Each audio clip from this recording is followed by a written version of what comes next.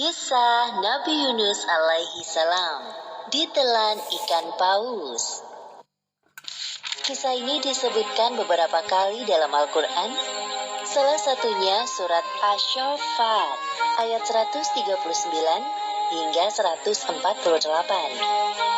Diceritakan bahwa Nabi Yunus alaihi salam merasa putus asa berdakwah kepada kaumnya yang keras kepala. Setelah hampir puluhan tahun berdakwah, hanya sedikit yang mau menjadi pengikutnya.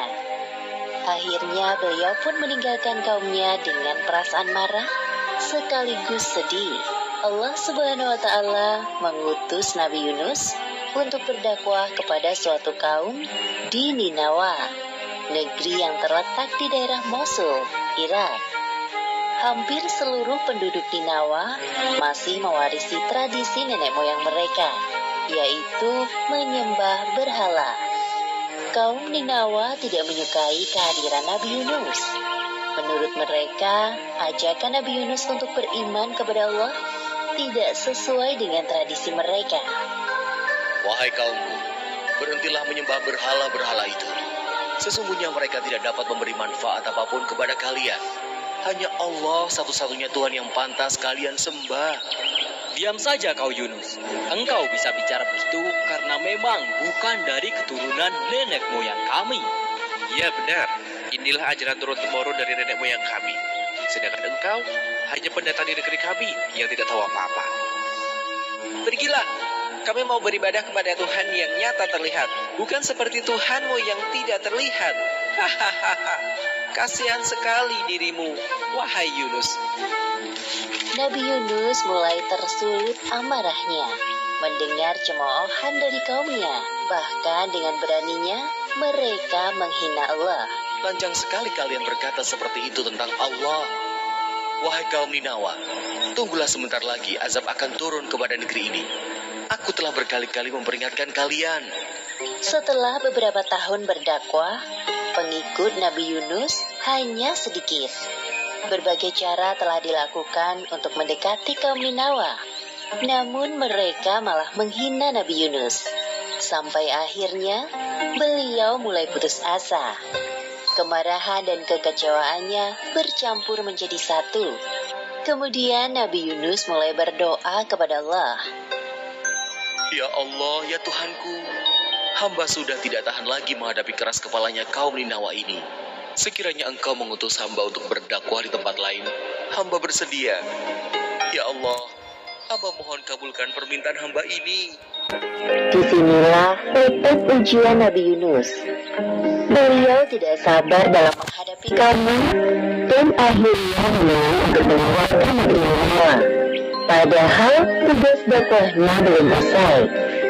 Tak lama setelah kepergian Nabi Yunus, hal buruk terjadi pada kaum Ninawa.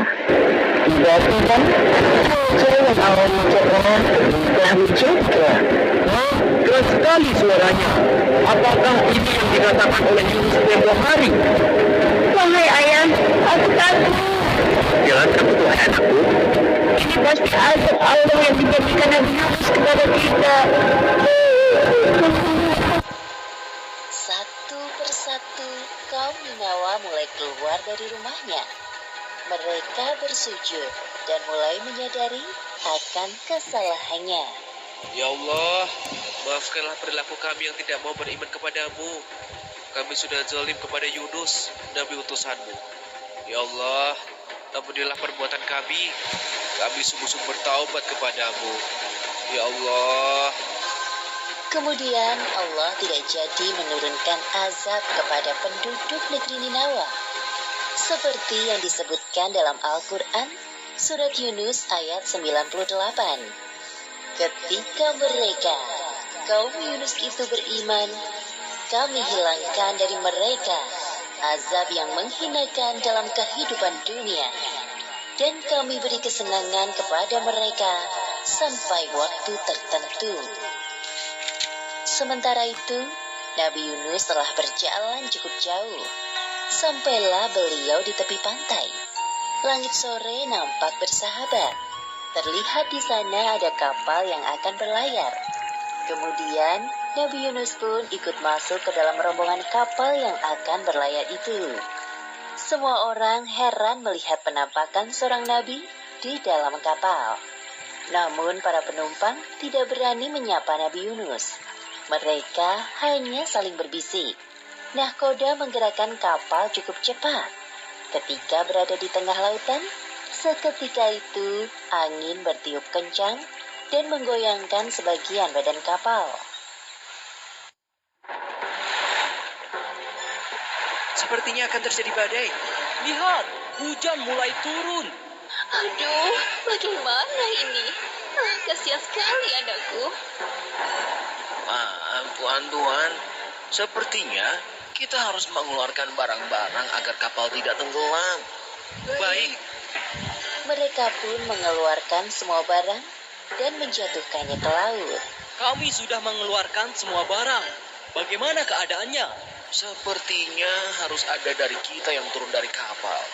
Beban kapal ini masih terlalu berat. Apa? Bagaimana jika kita lakukan undian saja untuk menentukan siapa orangnya agar adil? ya, cepat kita lakukan. Para penumpang kapal, termasuk Nabi Yunus, melakukan undian. Ternyata nama yang keluar adalah Nabi Yunus. Hah? Tidak mungkin dia. Aku yakin dia adalah orang baik. Nabi pula. Bagaimana kalau kita undi lagi saja? Ya, undi saja lagi. Lakukan lagi. Setelah melakukan undian kedua dan ketiga, tetap saja nama yang keluar adalah Nabi Yunus. Melihat kenyataan tersebut, Nabi Yunus pasrah dengan keadaan. Sudahlah tuan-tuan, tidak perlu dilakukan undian lagi. Aku ikhlas dengan keputusan ini. Aku akan turun ke laut agar kapal ini tidak tenggelam. Insya Allah ini takdirku. Orang-orang melihat Nabi Yunus dengan perasaan tidak rela. Kemudian, Nabi Yunus bersiap untuk turun dari kapal. Beliau menatap ombak yang bergulung-gulung di hadapannya. Ya Allah, mungkin ini balasan bagiku atas sikap pengecut dan tidak sabar menghadapi ujian dakwah dari kaumku. Ampuni aku ya Allah. Demikianlah Nabi Yunus termasuk orang-orang yang kalah dalam undian tersebut, sehingga dilemparkan ke laut. Setelah Nabi Yunus menceburkan diri ke tengah laut, tak lama kemudian muncul seekor ikan paus yang sigap menelan beliau. Nabi Yunus pingsan selama beberapa hari di dalam perut ikan paus. Saat membuka mata, yang Nabi Yunus rasakan adalah kegelapan dalam jiwa dan raganya. Perasaan bersalah kepada Allah selalu menghantuinya. Tubuhnya tidak berdaya karena tidak ada asupan makanan selama berada di dalam perut ikan paus. Kemudian Nabi Yunus dengan segala kekuatannya berdoa kepada Allah. Seperti yang disebutkan dalam Al-Quran, Surat Al-Anbiya ayat 87. Tidak ada Tuhan selain Engkau, Maha Suci Engkau. Sungguh, aku termasuk orang-orang yang zalim. Allah seketika itu menjawab doa Nabi Yunus dan menghilangkan kesedihan yang dirasakannya. Allah melalui perantara ikan paus melemparkan Nabi Yunus di sebuah daratan yang tandus. Nabi Yunus keluar dari perut ikan paus dengan keadaan lemah dan sakit. Lalu Allah menumbuhkan tanaman di dekatnya dan beliau pun menikmatinya. Tubuhnya kembali bugar. Alhamdulillahirabbil alamin. Terima kasih ya Allah. Setelah kondisinya berangsur pulih seperti sedia kala, Nabi Yunus kembali kepada kaumnya di Ninawa. Sesampainya di sana, Nabi Yunus disambut hangat oleh kaumnya. Beliau sangat terharu atas perlakuan yang diberikan oleh kaumnya. Kaum Ninawa sekarang sudah jauh berubah lebih baik dari sebelumnya. Mereka hanya beriman kepada Allah Subhanahu wa Ta'ala, seperti yang disebutkan dalam surat Asy-Syaffat ayat 147 hingga 148. dan kami utus dia kepada 100.000 orang atau lebih, sehingga mereka beriman. Karena itu, kami anugerahkan kenikmatan hidup kepada mereka hingga waktu tertentu. Demikianlah akhir kisah Nabi Yunus alaihi salam. Hikmah yang dapat kita ambil dari kisah ini: pertama, hendaknya kita belajar untuk bersikap sabar dalam menahan amarah. Kedua, Allah mengabulkan doa hambanya yang bermasalah dengan syarat seorang hamba tersebut harus bersungguh-sungguh dalam beribadah kepadanya. Wallahu a'lam bishawab.